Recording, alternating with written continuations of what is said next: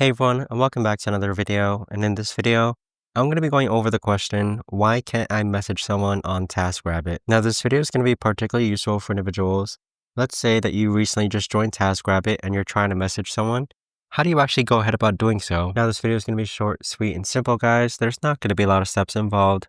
So in order to do this, what you're first going to do is hop onto Taskrabbit. And to simply put, the reason why you can't message someone on Taskrabbit is because you have to schedule a task with them first. Now keep in mind that tasks can always be rescheduled or canceled.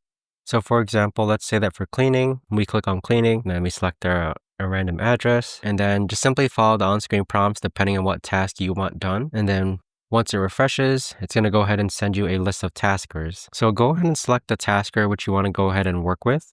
So for example, if you want to work with Marina, we'll just click on Marina, then click on select. Now, once you click on select, you're going to see that it asks you for a schedule. So when do you want the schedule to be clean? So is it Friday, Tuesday, Monday?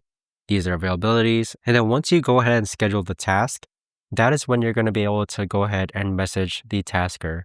So that's just simply how Taskrabbit works, where you do need to schedule the task in order to message them. But there you have it, guys. That right there is the best and easiest way that I know of to actually go ahead and figure out why can't I message a tasker on Taskrabbit. If you guys know of a better or easier way to actually do this, let me know in the comments down below.